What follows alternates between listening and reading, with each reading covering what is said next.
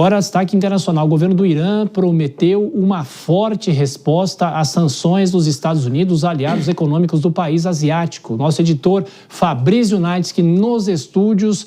Qual o planejamento iraniano? Se é que tem como se saber, né, qual é o planejamento. Boa noite, bem-vindo. É difícil prever com exatidão, Thiago, mas o Exército está dando dicas do que vai acontecer. Perfeito. Boa noite para você, boa noite a todos que acompanham o jornal Jovem Pan. O chefe das Forças Armadas do Irã disse que a resposta iraniana a essas sanções aplicadas pelos Estados Unidos, anunciadas, melhor dizendo, nesta semana, devem ser esmagadoras, duras e devastadoras. Palavras fortes do chefe das Forças Armadas do Irã, que disse que o país está preparado em todas as frentes para retomar combates com os Estados Unidos, pelo ar, por mar e também por terra, mas não apenas as Forças Armadas. E o campo cibernético está envolvido nessa questão também. O Irã está de olho para possíveis ataques hackers que possam acontecer. Há uma estimativa de que os Estados Unidos já tenham congelado o equivalente a 500 bilhões de dólares do Irã em criptomoedas.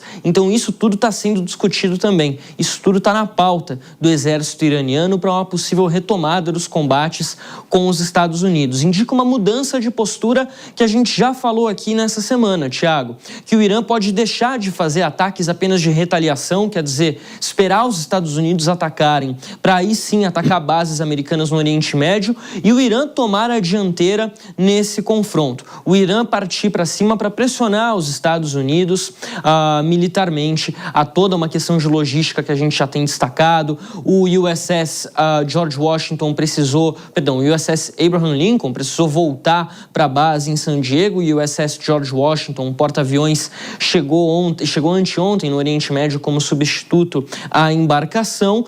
E o cenário é esse. Em relação às sanções que foram anunciadas na quarta-feira, Thiago, a gente havia destacado que o presidente Donald Trump falou e não disse nada, não explicou como que as sanções funcionariam. Hoje, o secretário do Tesouro, Scott Bessent, prometeu que vai apresentar os detalhes dessa medida na semana que vem, possivelmente na segunda-feira. E há uma expectativa de que os Estados Unidos tentem convencer a China a abandonar o Irã economicamente, para que a China não seja alvo dessas sanções.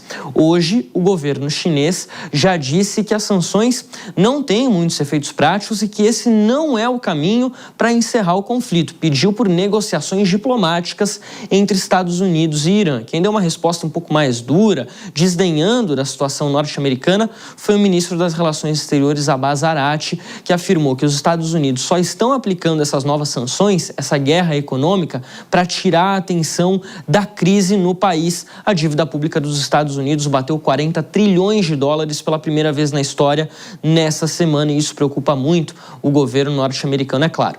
Mês que vem a gente já está quase chegando no final de agosto, né?